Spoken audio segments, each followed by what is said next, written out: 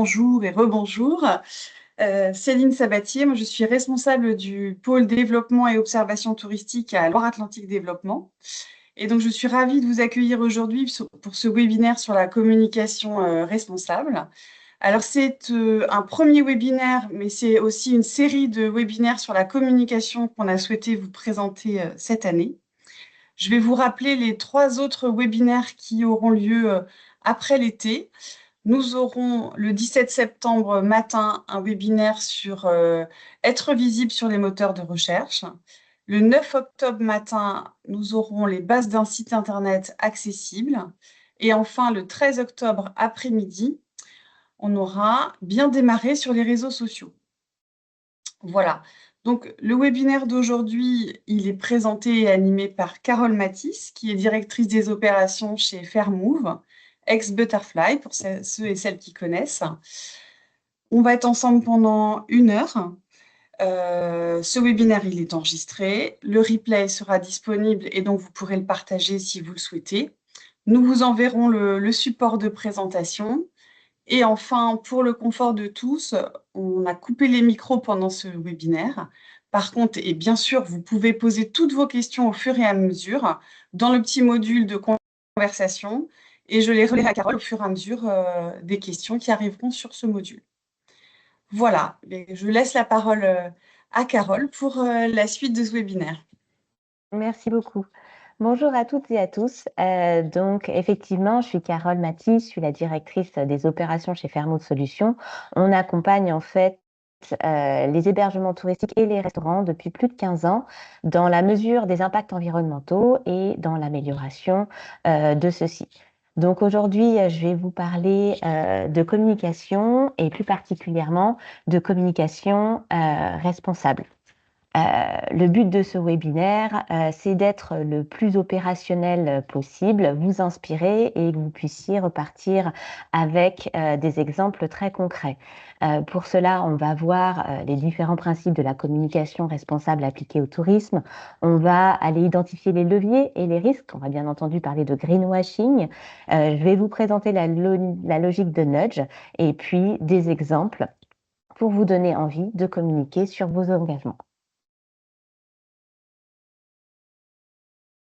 En lieu d'introduction, j'aimerais vous demander à vous, quels sont les mots qui vous viennent lorsque l'on parle de communication responsable. Donc, vous allez pouvoir répondre en direct et me dire qu'est-ce qui vous vient à l'esprit quand je vous dis communication responsable. Je vous laisse répondre. Céline, est-ce qu'on a déjà des mots qui apparaissent?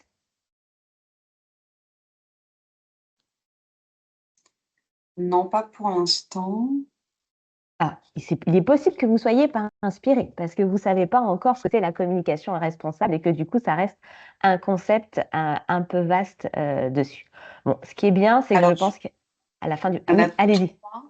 On a la limitation impact environnemental, minimiser l'utilisation du papier et faire ce que l'on dit et faire ce que l'on dit et ce que l'on fait.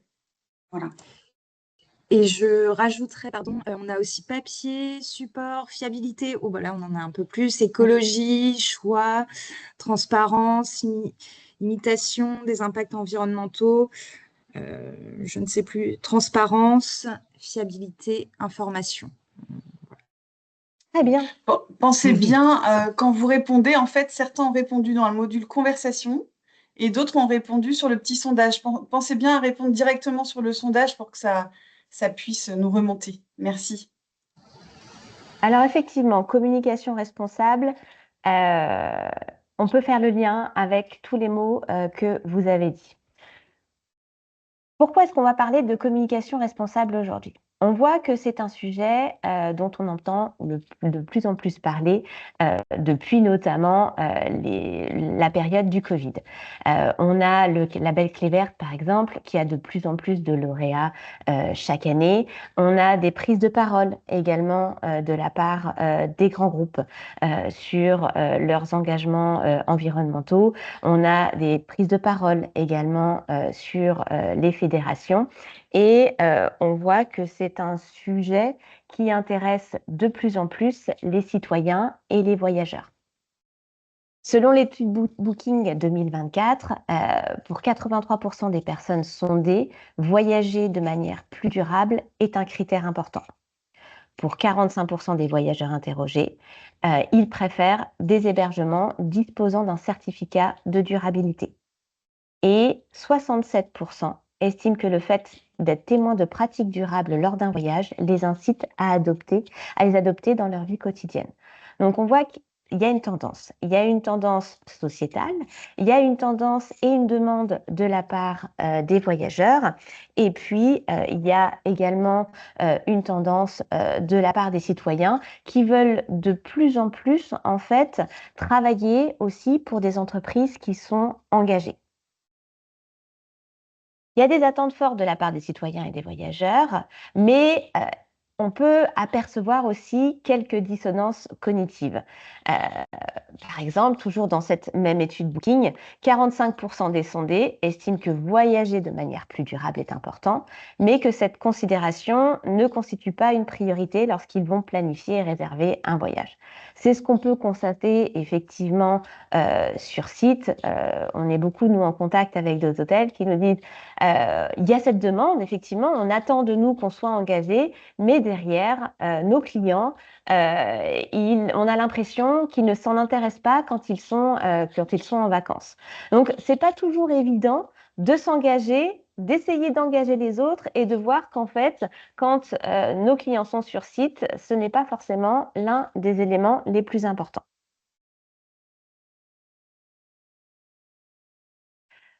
Pourquoi communiquer votre engagement? C'est important parce que ça va vous permettre de faire valoir vos valeurs. Ça va vous permettre aussi de vous démarquer de la concurrence. C'est vrai que il y a cette volonté de la part des consommateurs d'avoir du prix, par exemple, mais à prix équivalent, ils vont plutôt se diriger vers un hôtel ou un gîte ou un restaurant qui est engagé. Ça va vous permettre aussi d'attirer une nouvelle clientèle. On voit, il y a des gens qui ne vont répondre que par des hébergements engagés. Vous allez pouvoir capter cette clientèle-là. Ça va vous permettre de fidéliser vos clients. Mine de rien, le développement durable, ça permet de raconter une belle histoire.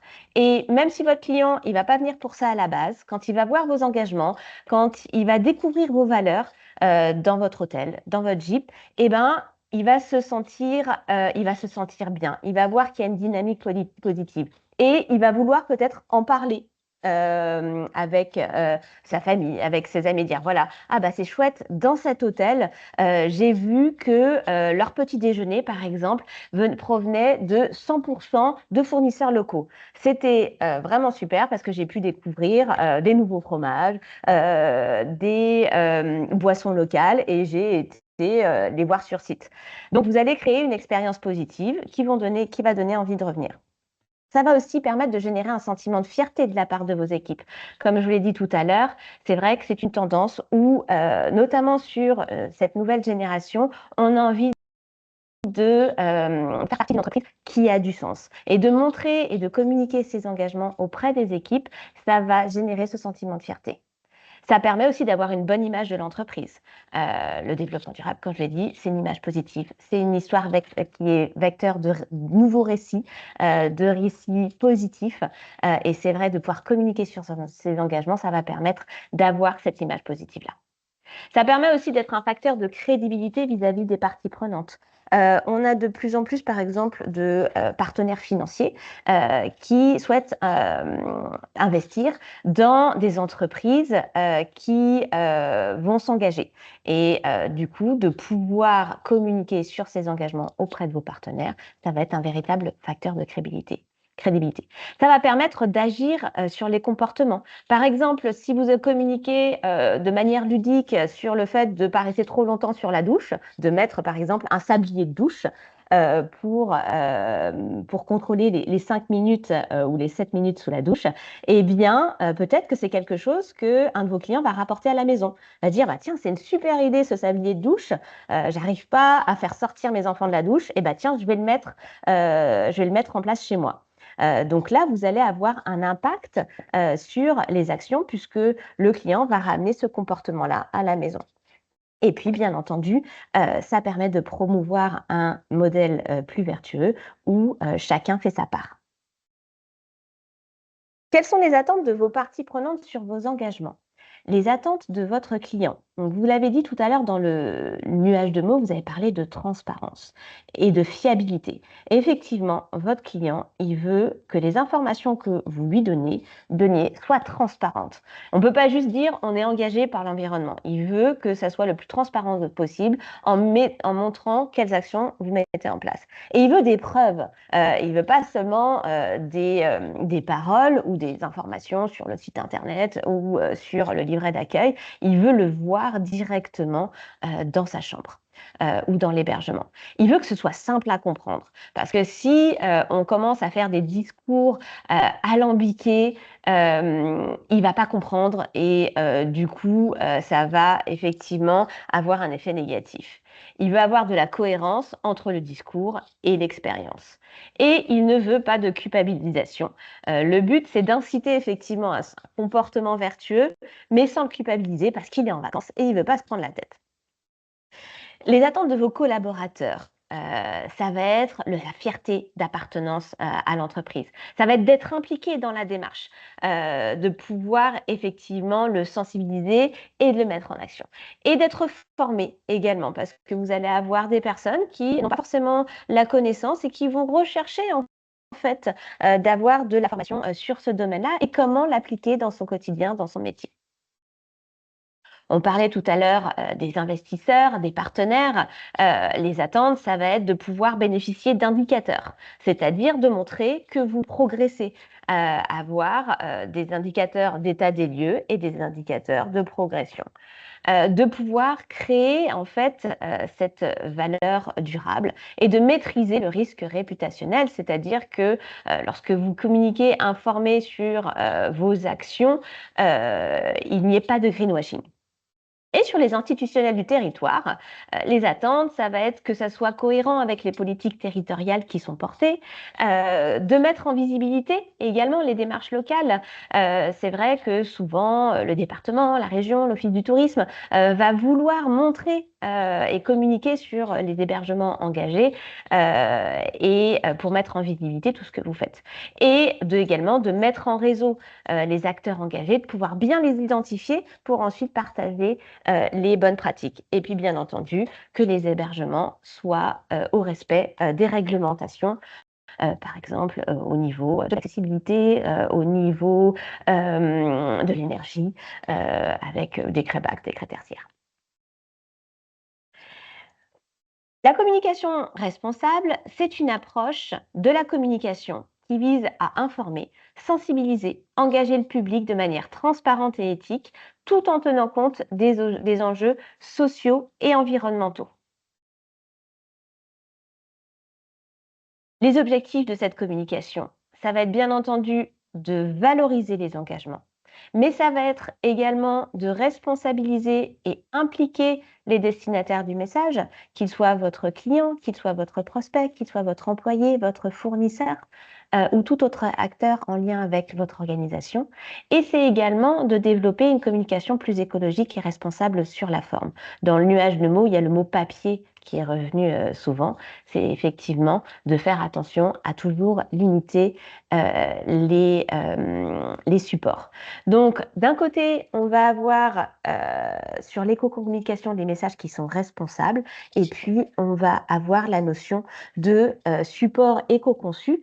Éco-conçu, ça veut dire que l'on cherche à réduire les impacts environnementaux des outils de communication tout au long de leur cycle de vie. C'est-à-dire que, par exemple, pour avoir du papier, eh bien, il va y avoir de la déforestation et puis il va falloir de l'énergie pour transformer en pâte à papier. Il va y avoir de l'eau utilisée également. Et puis derrière, il va y avoir des ressources utilisées lorsque l'on va recycler lors de la fin de vie du papier. Donc, c'est-à-dire qu'on va prendre en compte tous ces impacts-là sur l'évaluation de nos supports. Les 5 piliers de la communication responsables sont la pédagogie. On l'a vu dans les objectifs, c'est une communication qui va sensibiliser, qui va inciter à l'action. Ça va être la pertinence, c'est-à-dire que ça va porter sur des éléments significatifs. Si on dit je suis engagé, je suis neutre en carbone, bon, ça reste vague, c'est peu pertinent. Il faut que ce soit exact, il faut que l'on ait des données précises. Aujourd'hui, j'ai diminué de 20% la consommation d'eau de notre hébergement parce que j'ai installé des réducteurs de débit sur les pommeaux de douche et sur tous les robinets. Il faut que ça soit vérifiable, que les sources soient indiquées. Par exemple, l'impact carbone de mon établissement est de 9 kg de CO2 par nuitée et ça a été calculé sur le simulateur de l'ADEME. Et il faut bien entendu que ça soit transparent. Vous l'avez dit tout à l'heure, il faut que cette information, elle soit non trompeuse.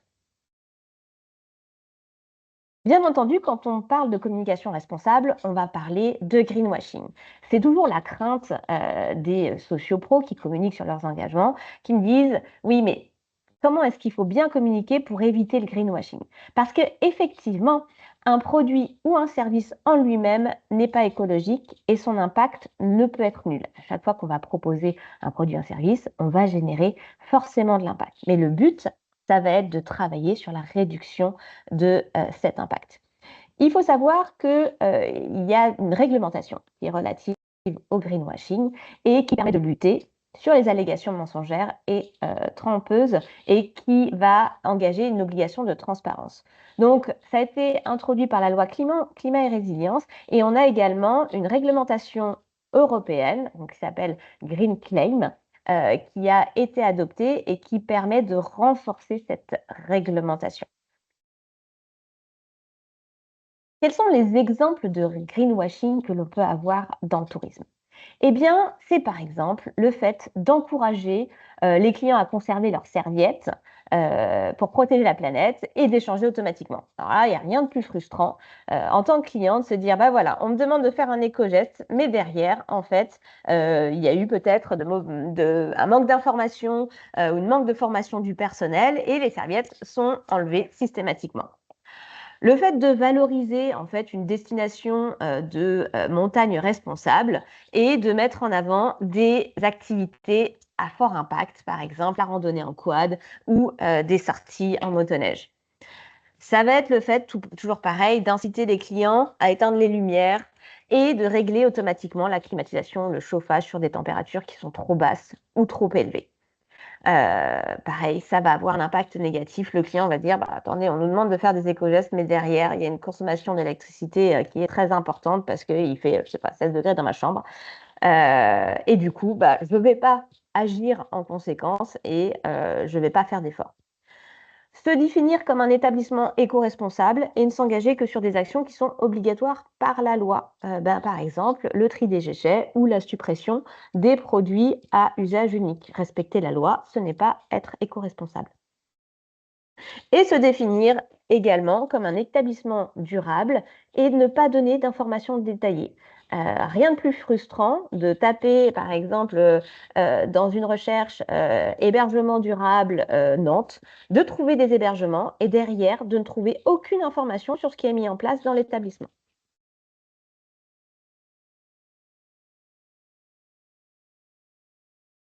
Alors, les signes auxquels vous devez faire attention pour ne pas tomber dans le greenwashing. Le fait d'affirmer qu'un service est écologique ou alors complètement neutre alors qu'il ne l'est pas. Exagérer la promesse écologique. Utiliser des mots vagues et imprécis, comme par exemple éco-responsable, engagé et ne rien mettre derrière. Ne pas donner de preuves, c'est lié. Ne pas donner suffisamment d'informations. C'est aussi important d'avoir des informations qui sont présentes sur votre site web ou dans votre établissement, qu'on puisse retrouver des exemples sur ce que vous faites. Mettre en avant un faux label ou un label maison, par exemple un groupe d'hôtels qui va décider de se faire un label éco-engagé avec des critères qui sont décidés par lui-même et qui sont vérifiés par lui-même. Utiliser une image trop subjective, mettre trop de vert, trop de nature, donc en faire trop. Donc là, quand on en fait trop, généralement, le client, il va se méfier. Faire une mise en avant qui est hors sujet, qui ne correspondrait pas, par exemple.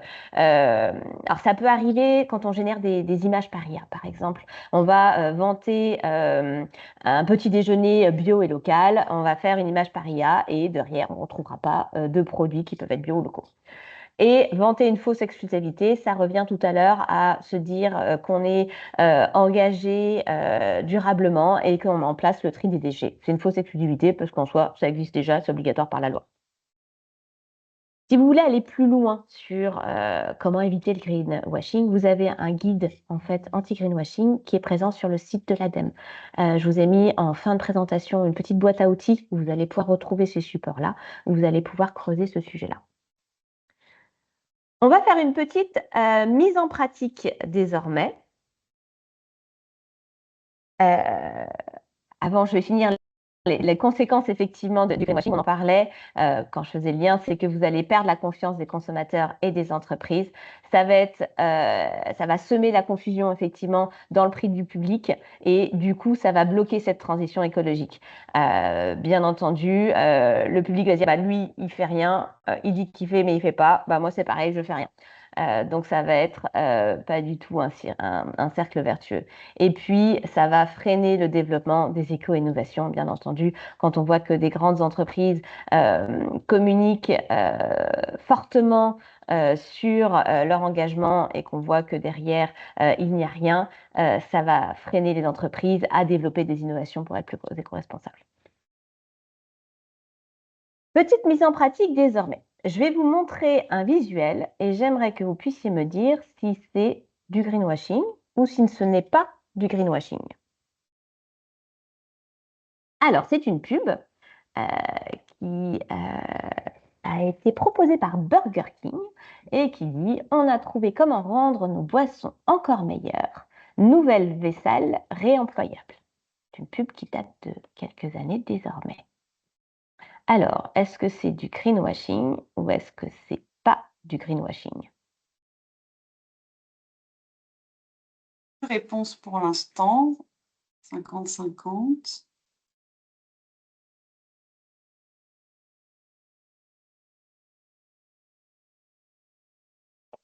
On a 8 réponses et on dit 50-50.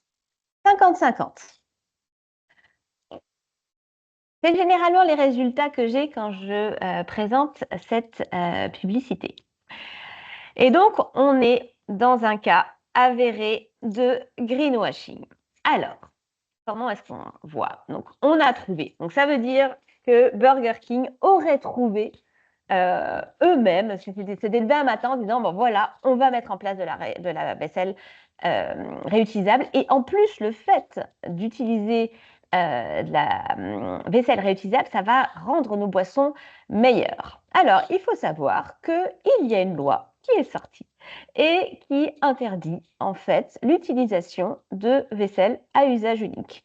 Donc, Burger King n'a fait juste que respecter la loi, c'est-à-dire remplacer sa vaisselle à usage unique par de la vaisselle réemployable. Burger King a d'ailleurs été condamné pour cette publicité, puisque effectivement, il vantait une exclusivité écologique, alors que c'était la loi qui forçait l'entreprise à modifier les produits qui étaient utilisés.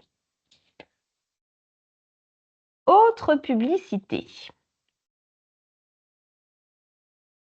Promouvoir le golf. Donc le golf, c'est pour la vie. Plus de 350 clubs vous invitent. Pareil, greenwashing ou pas greenwashing?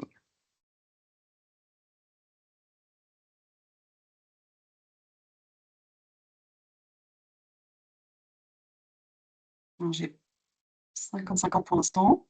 Okay.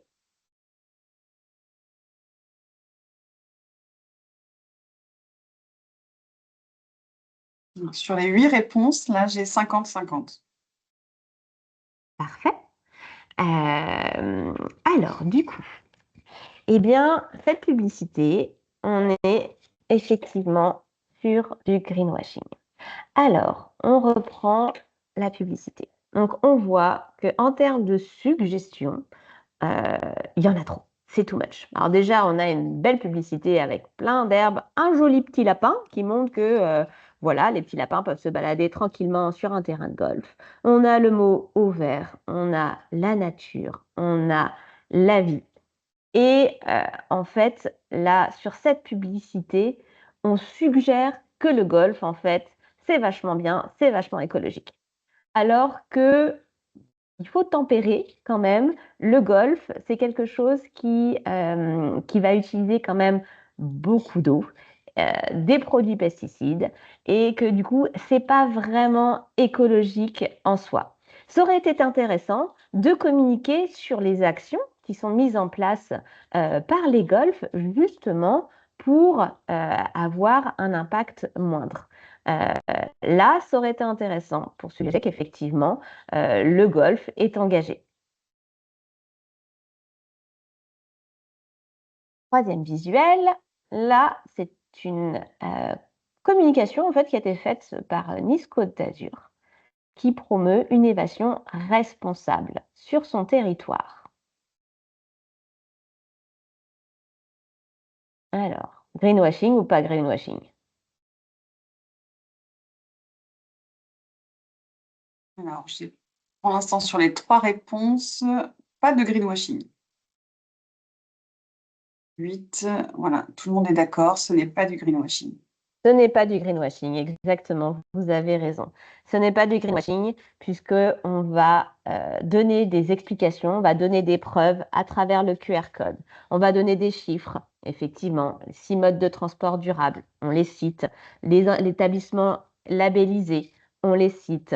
Qu'est-ce qu'il y a effectivement comme site de visite? Pareil, on les met en avant. Donc, on va communiquer sur des chiffres assez précis et qui sont directement vérifiables via le QR code. On n'a pas de suggestion too much, c'est pas tout vert, par exemple. On a un visuel assez sobre et qui est assez intéressant et impactant et qui est un bon exemple de communication durable.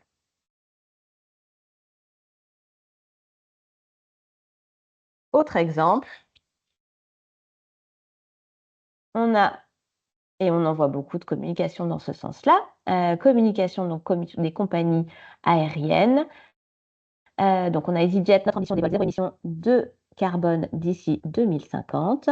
Et on a une communication Lufthansa avec When it comes to sustainability, the sky shouldn't be the limit.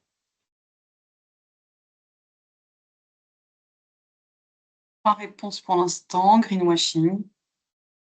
6 réponses, greenwashing toujours. On est Voilà, bien tout le monde est sûr. d'accord, ça monte sur le greenwashing. Voilà, très bien.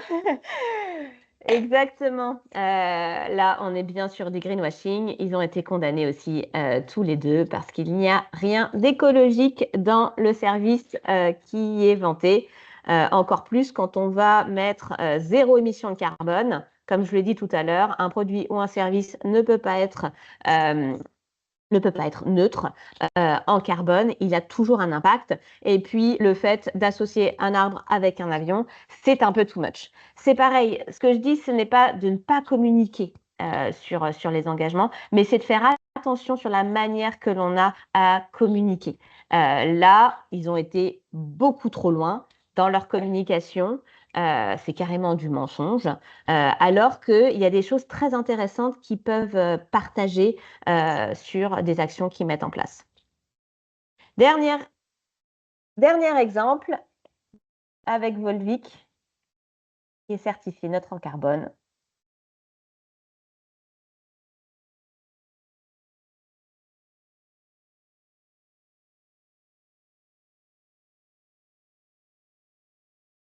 Alors,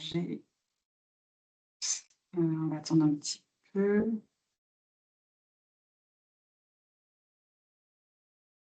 J'ai 63% greenwashing. Greenwashing. Exactement, on est bien sur du greenwashing. Alors, on a une preuve, puisqu'on a effectivement le logo Carbon Trust, on peut se dire, bah oui, effectivement, on a une sorte de preuve.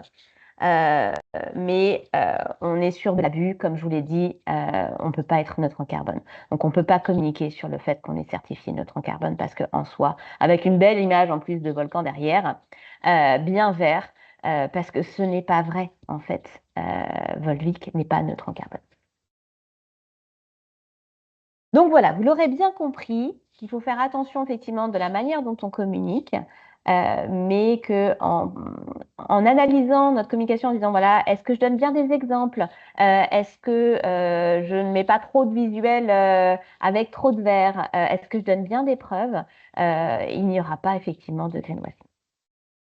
Maintenant, je vais vous montrer un petit peu et vous parler de nudge. Le nudge marketing, ou on appelle en français également le marketing incitatif, c'est un marketing qui va être lié au comportement du consommateur. Le but, ça va être de l'inciter à agir d'une certaine manière sans chercher à le contraindre. Le plus célèbre des nudge marketing, c'est la mouche au niveau des toilettes pour hommes.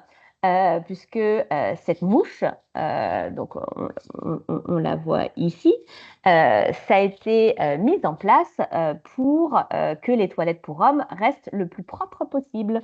Et donc d'avoir cette mouche pour viser afin de limiter le nettoyage. Donc ça, c'est un des premiers exemples du nudge marketing.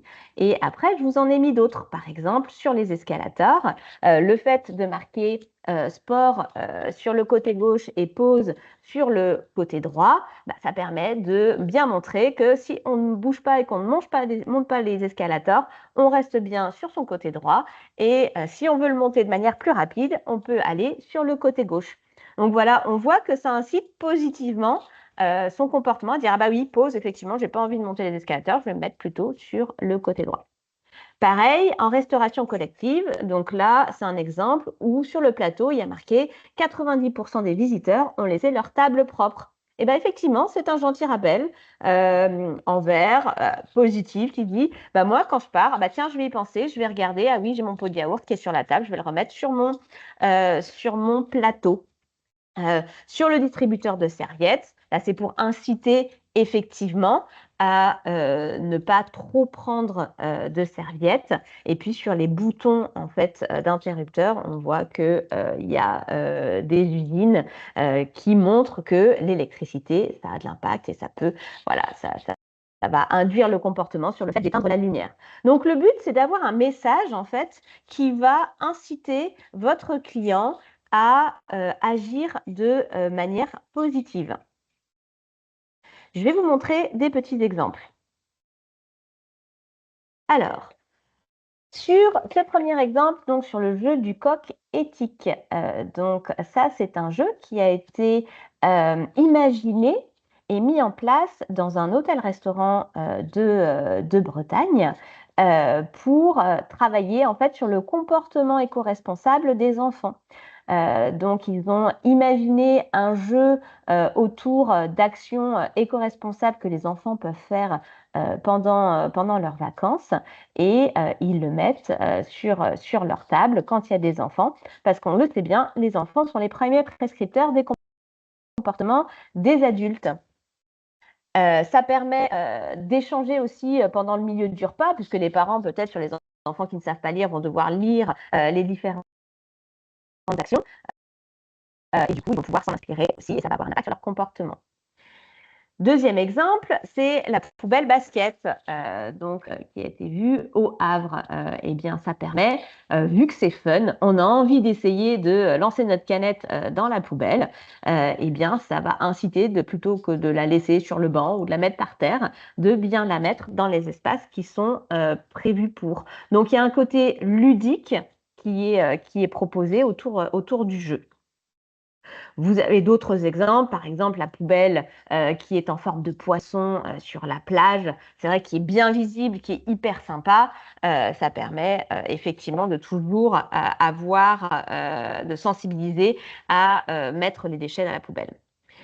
L'exemple du bas, alors, hop, je retrouve ma souris qui est là, c'est quelque chose qui a été mis en place dans un mobil-home autour des défis éco-responsables en fait à mettre en place pour les familles dans les mobil-homes. Donc c'est sous format boulier. Donc chaque action permet de cumuler des points. Donc par exemple, acheter des produits locaux, bien respecter le tri des déchets, avoir des activités durables, donc par exemple louer un vélo, mettre moins de 5 minutes sous la douche. Et au fur et à mesure du séjour, on peut cumuler les points. On peut également partager les différents défis sur les réseaux sociaux du camping. Et ça permet derrière d'être récompensé, notamment en bons d'achat valables directement dans le camping pour aller par exemple acheter des produits locaux. Donc voilà, donc on voit que c'est un cercle vertueux. On incite aux éco-gestes, mais à travers le jeu, avec des petites récompenses, avec du challenge, et ça donne du coup envie de s'impliquer. Je vous ai mis un exemple aussi d'un savon éco-pompe avec Stop the water while using me, le fait d'arrêter l'eau quand on va se savonner les mains. Ben voilà, c'est pareil, de lire le message. En fait, on va dire, ah ben oui, c'est vrai, je ferme mon eau quand je me lave les mains. D'autres exemples de communication, quand vous cherchez sur Internet, vous allez retrouver pas mal de supports, pas mal d'idées que vous allez pouvoir dupliquer dans vos établissements. Donc là, c'est des supports de nudge qui ont été faits par le pays de Saint-Jean-de-Mont, donc en Vendée, donc avec des stickers pour la douche. Pour se brosser les dents, le fait de ne pas faire couler l'eau quand on se brosse les dents. Également des visuels sur les toilettes. C'est vrai que pour les doubles chasses d'eau, de montrer pourquoi, enfin le gros bouton que c'est beaucoup d'eau, le petit bouton c'est moins d'eau, et de pouvoir éviter que le client appuie toujours sur le gros bouton même quand on n'y a pas besoin. Toujours autour du jeu sur la poubelle, jeu 7 et match. Pour les cendriers, c'est grillé direction cendrier. C'est vrai qu'on peut se faire plaisir d'un point de vue de l'humour et puis au niveau des jeux de mots. Et puis là, le fait d'indiquer en fait les activités, les lieux de visite avec un temps au niveau de la marche ou au niveau du vélo. Ça aussi, c'est intéressant quand vous avez par exemple un livret où vous allez conseiller des activités. C'est vrai que c'est chouette de pouvoir marquer les temps de marche, les temps de vélo pour inciter à la mobilité durable. Voilà, je vous ai mis d'autres exemples que vous pourrez également revoir. Je regarde en même temps l'heure, que vous pourrez revoir puisque vous allez pouvoir avoir le support de présentation et vous inspirer. Là où je voudrais juste attirer votre attention, c'est qu'il y a des choses que vous pouvez faire vous-même ou avec de la récup. Donc là, par exemple, dans un hôtel, c'est un petit support en bois où il y a marqué éteignez vos lumières pour allumer nos étoiles. Donc voilà, c'est très poétique pour penser à la lumière. Là, j'ai un panneau, donc c'est pêche interdite, mais c'est un panneau, voilà, une plaque de bois qui a été réutilisée pour faire passer des messages. Donc c'est hyper sympa. Ça peut être une activité aussi à faire avec vos employés, de pouvoir prendre des matériaux récup, de les utiliser comme support de communication et de trouver des slogans ou des phrases qui sont catchy. Là, c'est pareil, ils ont fait des cendriers de plage. Donc, c'est un hôtel en bord de plage. Donc, ils ont fait leur pancarte eux-mêmes. La mer commence ici, ne rien jeter, un mégot pollue. Et ils ont fait des petits cendriers de plage avec des bocaux de récup. Et c'est vrai que c'est hyper sympa à voir, c'est joli et ça incite à une action positive.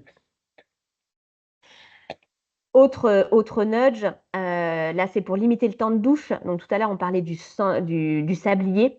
Là c'est de mettre un petit sticker avec un lien vers une playlist Spotify avec des chansons qui durent 3 minutes. Et le but en fait c'est de passer sous la douche le temps d'une chanson.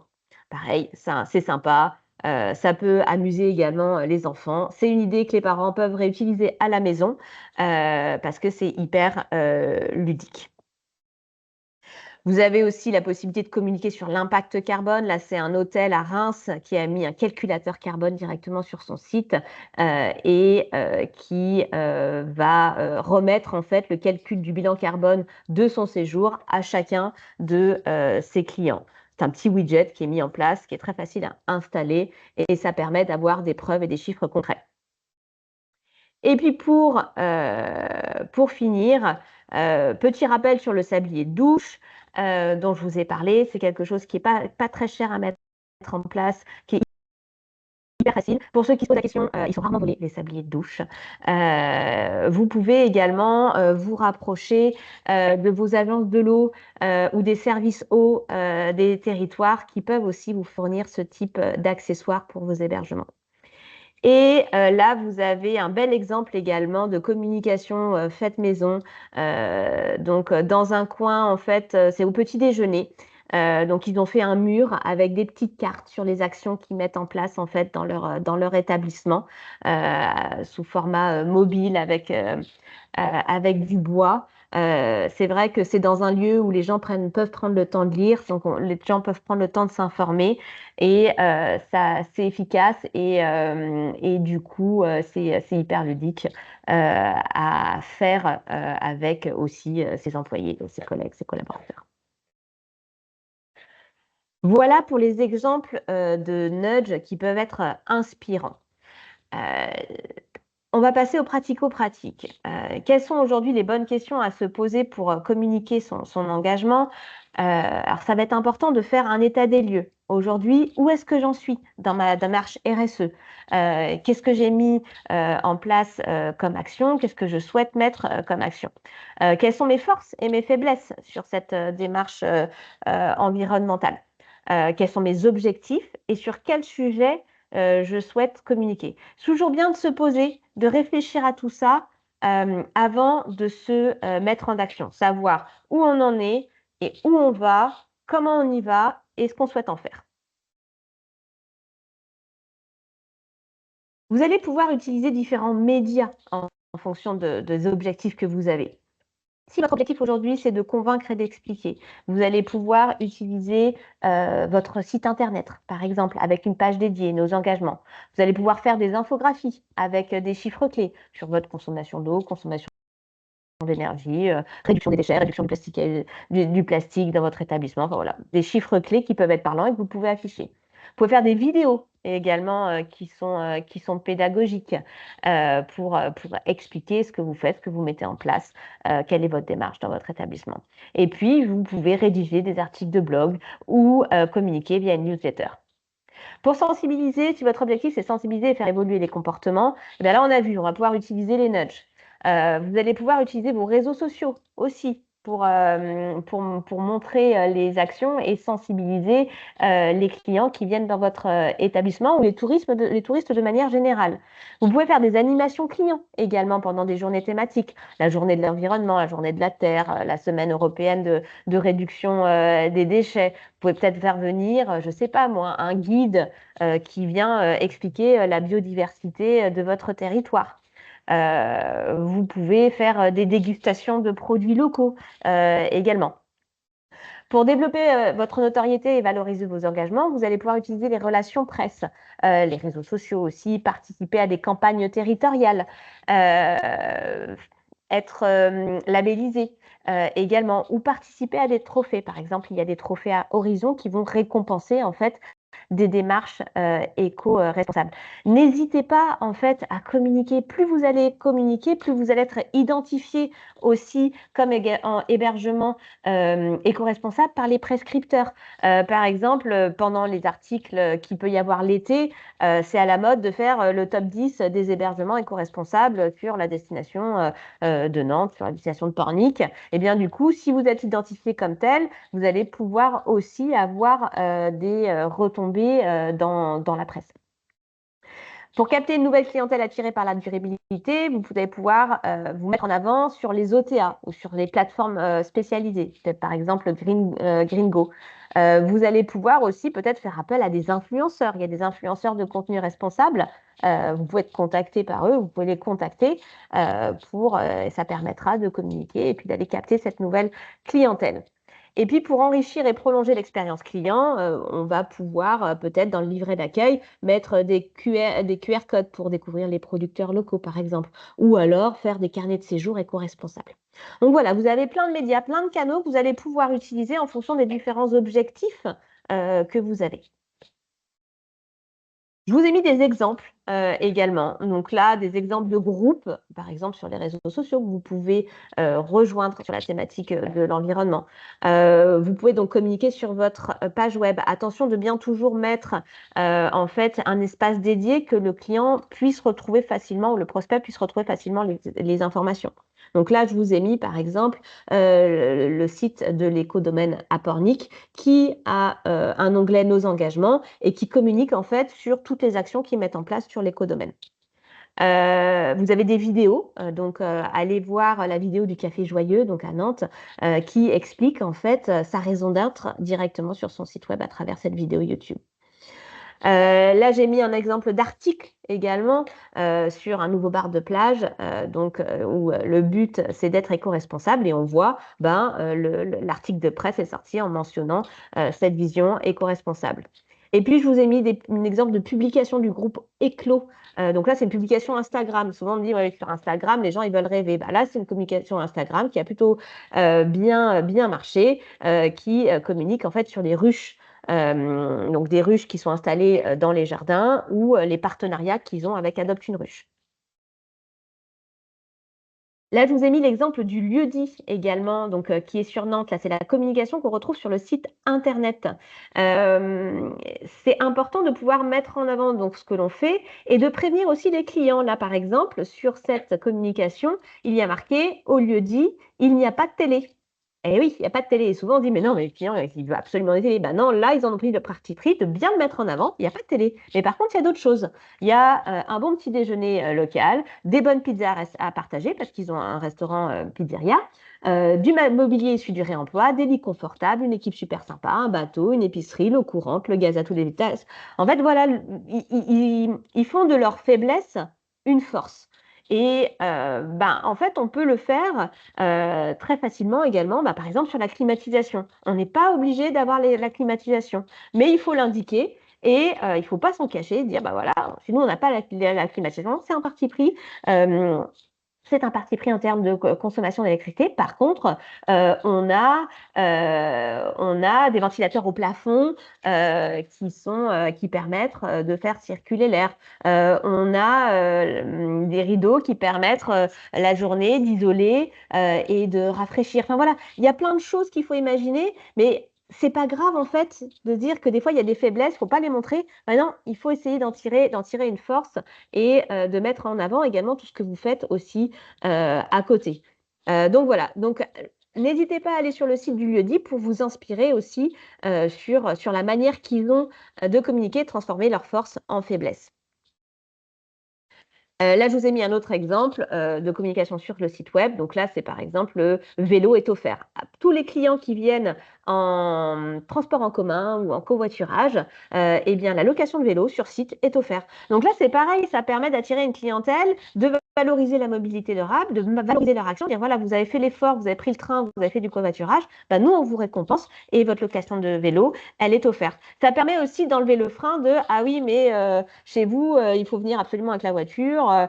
Non, en fait, on peut venir en train ou alors on peut venir vous chercher. Il y a des navettes où on se débrouille. Vous nous dites votre heure d'arrivée, on vient vous chercher. Enfin, voilà. Il y a plein de choses à faire sur cette clientèle avec ce côté mobilité durable. De la communication sur site avec un exemple de charte, de la mise en avant de labels. Et là, je vous ai mis une communication qui est dans le Oco Nantes. Donc, vous voyez qu'ils ont une parure de linge froissée et qui n'est pas forcément blanche, puisqu'ils utilisent en fait du lin. Ils ont pris le parti de communiquer en fait sur cette parure de lin pour pas qu'il y ait de retour d'expérience négative de la part du client en disant moi je suis arrivée dans ma chambre, le lit était mal fait, le linge était froissé. Et bien du coup, ils communiquent, ils ont pris le parti de communiquer, on leur a directement l'information lors du checking en disant vous allez découvrir notre nouvelle parure de lin et ils ont mis effectivement également une petite information réutilisable directement sur leur lit. Donc voilà, vous avez plein d'exemples pour vous inspirer, pour aller communiquer en fonction de vos objectifs. Je vous ai mis également le guide des labels, puisque effectivement, un label, ça va vous servir également dans votre communication comme preuve. Ce n'est pas une fin en soi, mais ça permet de valoriser et de reconnaître votre engagement. Et n'hésitez pas, voilà, si vous avez des labels, communiquez sur ces labels-là. Mettez-les en avant, qu'on puisse les retrouver dans votre établissement, qu'on puisse les retrouver sur votre site web, qu'on puisse retrouver sur les OTA. Soyez fiers et faites-en un vecteur de communication. Je vous ai fait une petite checklist pour mettre en place une communication responsable. Première chose, identifier les parties prenantes. Donc, ce sont par exemple vos collaborateurs, vos clients, vos partenaires vers qui vous allez avoir une démarche de communication responsable. Définir des objectifs. Vous avez vu tout à l'heure, on a fait, il y a différents objectifs qu'on peut atteindre. Donc, il faut se dire, ben voilà, quel est mon objectif? Est-ce que c'est augmenter ma notoriété? Est-ce que c'est sensibiliser, impliquer? Est-ce que c'est capter une nouvelle clientèle? Donc, voilà, définissez-vous de vos objectifs. Réalisez un audit de ce que vous avez déjà. Élaborer des messages transparents et authentiques. N'hésitez pas à faire des brainstorms avec vos équipes, avec vos amis, pour trouver voilà, des messages un peu sympas, un peu rigolos, qui puissent effectivement valoriser vos engagements. Privilégiez effectivement des supports de communication éco-responsables, donc plutôt des supports digitaux. Et si vous utilisez des supports papier, utilisez des supports qui sont certifiés FSC, et faire attention de ne pas avoir de date en fait sur les supports. Formez vos équipes également. Le but, c'est que chaque personne soit formée sur la communication responsable et puisse indiquer toutes les informations aux clients. Mettre en avant des actions concrètes de durabilité, donc voilà, des actions sur lesquelles vous agissez, sur la gestion des ressources, sur la gestion des déchets, sur la promotion de l'économie locale, sur la mobilité durable, des choses hyper concrètes. Et puis, évaluer les impacts de votre communication. Je veux dire, si vous vous cassez la tête à communiquer sur vos engagements, à mettre en place des éco-gestes, eh bien, il faut que vous puissiez contrôler que ça fonctionne. Je veux dire, est-ce que ça plaît? Demandez à vos clients aujourd'hui, voilà, on a mis des nouveaux supports, on valorise les produits locaux de cette manière. Qu'est-ce que vous en pensez? Est-ce que c'est impactant pour vous? Est-ce que c'est important? Est-ce qu'il n'y en a pas assez? Est-ce qu'il y en a assez? Voilà, c'est hyper important d'avoir le feedback de vos employés. Et également, OK, qu'est-ce que tu en penses sur ce nouveau support? Voilà, il faut que vous ayez des feedbacks parce que vous travaillez, voilà, vous mettez en place des choses, il faut vérifier que ça fonctionne ou que ça ne fonctionne pas.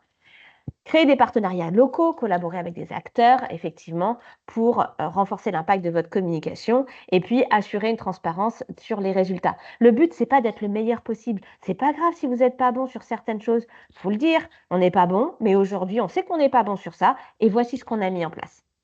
Il faut être fier de ce que vous faites et de pouvoir raconter votre histoire. Je vous ai mis quelques conseils en éco-conception. Je pense qu'on est pas loin de la fin. Ah oui. On a une question. Par rapport au label, quel label choisir? Est-ce que trop de labels ne tuerait pas le label? Oh, si trop de labels tue le label, on est bien d'accord. C'est pas toujours simple de s'en sortir. C'est pour ça qu'il y a ce guide qui est très bien fait et qui permet de voir en fait les labels qui sont le plus fiable. En termes d'hébergement touristique, il y a pour moi trois labels qui se différencient. On a l'écolabel européen et la clé verte, qui sont deux labels qui vont récompenser l'excellence d'un point de vue des engagements, des hébergements et des restaurants également. Donc voilà, c'est quelque chose qui est assez connu par le grand public et qui évite le greenwashing parce que vous avez des preuves à apporter et c'est également certifié par un auditeur externe et ça c'est important.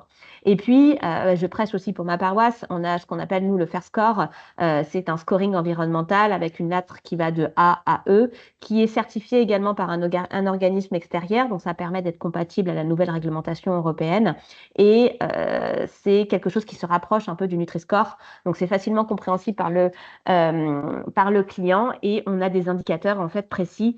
Et on suit cette évolution des indicateurs sur la consommation de sur site, sur l'impact carbone, sur les déchets, sur la consommation d'énergie.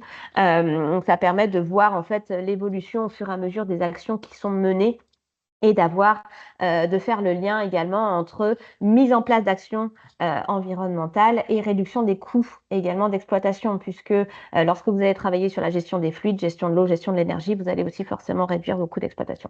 Donc voilà pour moi, ce qui est important de voir dans un label, c'est déjà, est-ce qu'il est bien connu du public? Est-ce qu'il est effectivement, est-ce qu'on vous demande des preuves? Et est-ce qu'il est certifié par un organisme extérieur? Nous avons une deuxième question. Pouvez-vous confirmer que le digital est aujourd'hui considéré comme moins polluant que le print, si on prend en compte les enjeux liés à la consommation énergétique des serveurs? Alors, je ne Alors, sais pas si voilà, tu auras une réponse. Alors, j'ai pas de chiffres exacts, mais je pourrais vous les mettre dans la boîte à outils en fait, qui va être mise à votre disposition sur l'impact du digital. Alors, clairement, en fait, ça va dépendre de la quantité que vous allez utiliser en termes de print si vous allez, par exemple, utiliser des écrans digitaux spécifiquement pour ça. Par exemple, si vous avez des télés dans vos chambres et que vous allez afficher vos messages sur les télés, en soi, il n'y aura pas plus d'impact parce que, enfin, il y aura l'impact de la création de contenu, bien entendu, mais l'impact principal, ça sera la construction de votre télé. Mais votre télé, elle n'a pas été là que pour de l'affichage de messages, elle est là pour le divertissement du client. Donc, si vous utilisez des supports digitaux déjà existants, en fait, vous n'allez pas avoir plus d'impact. C'est ce que vous allez créer en nouveau, c'est-à-dire si vous développez une application, quoique maintenant vous avez des applications qui sont éco-conçues, si vous communiquez sur un site web qui est déjà existant, vous n'allez pas avoir plus d'impact, vous allez avoir moins d'impact qu'en utilisant que du print. Voilà, pas d'autres questions pour l'instant. Encore une fois, il n'y a pas de bon ou de mauvais élèves. Il faut faire une analyse, OK, qu'est-ce que j'ai besoin? Et quand je fais du print, si j'ai un tarif qui est moins cher parce que j'en imprime 1000 exemplaires, mais je sais pertinemment que j'en aurais besoin que 200, et ben, se dire, ça vaut peut-être le coup d'en faire que 200 plutôt que d'en faire 1000, mais j'en ferai peut-être moins souvent. Ça va être également d'aller échanger avec votre imprimeur pour voir un petit peu quelle est la démarche et prendre quelqu'un qui est plutôt local et qui est engagé, qui va utiliser des encres végétales. Donc voilà, tout est toujours une question d'équilibre.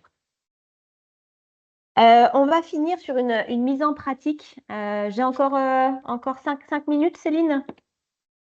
Oui, encore 5 minutes. Bon, super. Terminer. Je suis désolée, Merci. je déborde un peu. Donc voilà, il y a un exemple très concret, le fait de communiquer tout au long de son parcours client, que ce soit au niveau de son besoin et recherche jusqu'à son post-sale.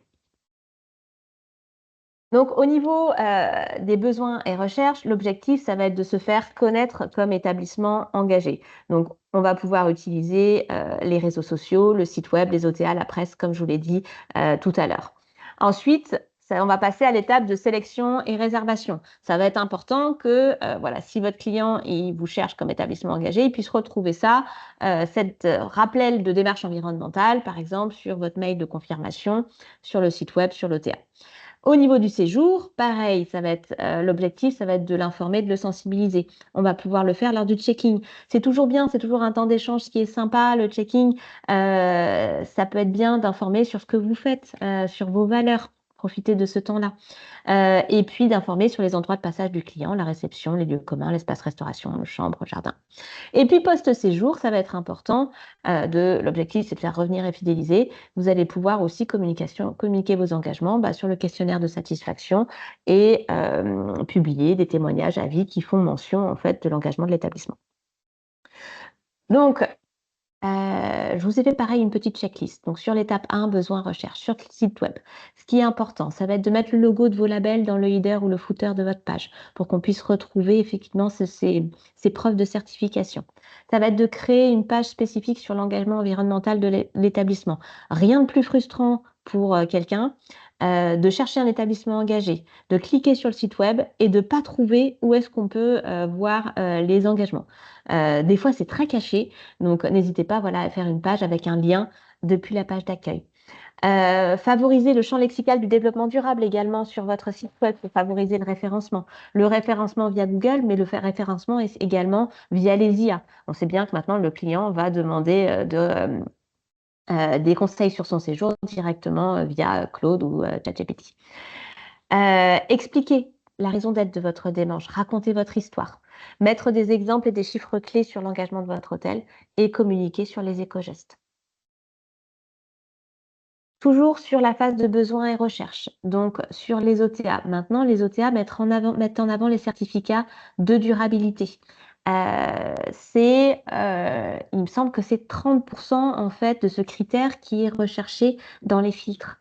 Donc c'est important de bien faire attention que votre certificat de durabilité, sur Booking par exemple, le Fair Score remonte et Clé Verte, l'écolabel européen remonte aussi.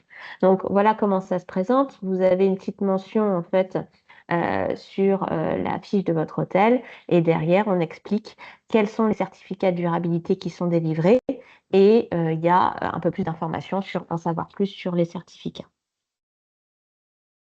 Sur les réseaux sociaux, on l'a vu tout à l'heure, n'hésitez pas à communiquer sur les éco-gestes que vous mettez en place, sur une action spécifique et sur le partage d'un résultat. Par exemple, comme je vous l'ai dit, on a réduit de 30% notre consommation d'eau sur cette année.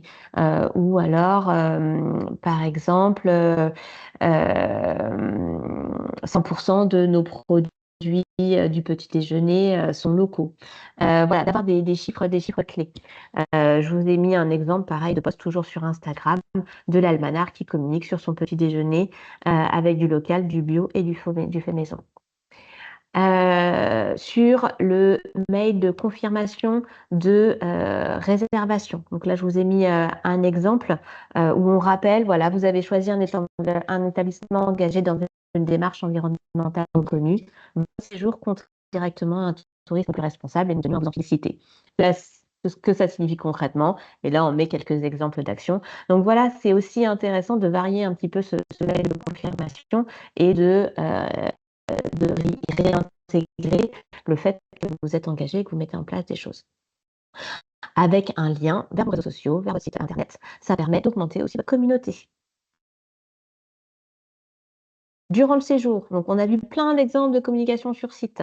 Le but, c'est effectivement de mettre de la communication dans chaque lieu de passage de votre client. Au niveau de votre entrée. Donc, ça peut être par exemple le panneau son de votre label. À la réception, c'est vrai que des fois on attend, donc c'est bien aussi de pouvoir avoir un petit peu de lecture. Si c'est de la lecture en plus positive, ça peut être intéressant. Dans les lieux communs également, là j'ai mis l'ascenseur parce qu'effectivement c'est un lieu où, pareil où on attend. Dans les chambres, ça peut être dans le livret d'accueil, ça peut être un carnet de voyageurs éco-responsables, la fiche éco-geste. Et puis au restaurant ou à la salle du petit déjeuner. Moi je trouve toujours bien que vous puissiez mettre en avant les producteurs locaux également dans votre communication sur votre carte ou sur votre buffet. Ça participe également à un ancrage territorial fort. Sur le check-in, donc vous pouvez, pendant le moment du check-in, c'est ce que je voulais, c'est un moment d'échange, un moment de partage aussi avec le client. Vous pouvez avoir un welcome desk. Donc là, j'ai mis un exemple avec le Fair Score où il y a des exemples concrets. Vous fermez les rideaux de votre chambre pendant les journées de forte chaleur pour préserver la chaleur. Et on a supprimé les produits à usage unique afin de diminuer le volume de déchets. Donc voilà, vous avez des exemples. Donc ça peut être, on a mis en place des savons éco-pompes pour éviter les savons individuels, parce que les savons individuels, on a encore le droit de les mettre en chambre. Donc, dans cette petite checklist, donc installer de l'information, informer les clients sur vos engagements et les éco-gestes. Par exemple, on le dit, ils réaffirment qu'il n'y a pas de télé en chambre, mais par contre, voilà, tous les avantages qu'ils ont dans l'hôtel. Les inclure dans le livret d'accueil, les éco-gestes dans la salle de bain, les engagements spécifiques, par exemple, sur la gestion des déchets, sur la réduction du gaspillage alimentaire, et puis le petit panneau SO à l'entrée du site. Post-séjour, ça va être important voilà, d'avoir des témoignages clients et on peut faire aussi un focus sur la démarche environnementale. Donc, de voir si c'est un point qui ressort sur vos Google Reviews ou sur Booking. Le fait d'intégrer aussi un QR code vers un mini questionnaire durable, vous allez questionner les clients sur votre démarche. Voilà, toujours pareil, mentionner la démarche lors du check-out et d'envoyer un questionnaire de satisfaction et d'avoir dans le questionnaire de satisfaction des éléments sur votre démarche. Donc là, je vous ai mis un exemple. Donc dans l'email, dans le questionnaire de satisfaction, où on rappelle la démarche. En séjournant chez nous, vous avez contribué à la réduction de notre impact environnemental, la valorisation des producteurs. Voilà, toujours d'avoir ce lien en fait continu pendant tout votre parcours client. Voilà, et là, c'est un exemple pareil de questionnaire de satisfaction avec un focus développement durable. Est-ce que les engagements étaient visibles? Est-ce que le séjour reflète les engagements annoncés? Est-ce que les actions durables sont perçues comme positives? Avez-vous participé aux éco-gestes? Est-ce que vous avez eu l'impression que votre séjour avait un impact environnemental réduit? Est-ce que ça contribue à une image positive de l'établissement? C'est toujours bien, c'est des questions sur lesquelles on évite de poser, mais je trouve que c'est important d'avoir les feedbacks quand vous êtes engagé, quand vous passez du temps à valoriser vos actions et à mettre en place des actions, c'est toujours bien d'avoir des retours. Voilà, et pour conclure, je vous ai mis cette petite phrase, donc la communication responsable, ce n'est pas dire que l'on est parfait, c'est prouver qu'on avance. Ça, c'est important et c'est même fondamental en fait.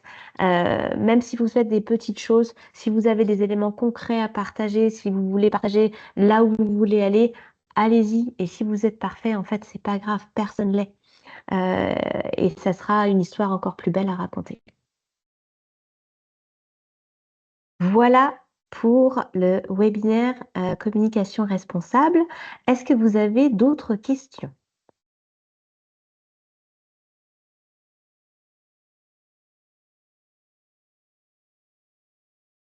Eh bien, je ne vois pas de questions pour le moment. A priori, non. Eh bien, très bien. Eh bien, moi, je vous remercie de votre participation à ce webinaire. J'espère que vous remportez plein d'idées de communication responsable à mettre en place dans vos établissements et que ça vous a apporté des informations supplémentaires sur ce que c'est la communication responsable. Eh bien, merci. On va clore ce webinaire. On vous a mis un petit message sur la satisfaction hein, pour mesurer effectivement si c'est un webinaire qui est intéressant pour vous. Alors, à lire les éléments qui arrivent dans la conversation, il y a beaucoup de remerciements et de messages positifs.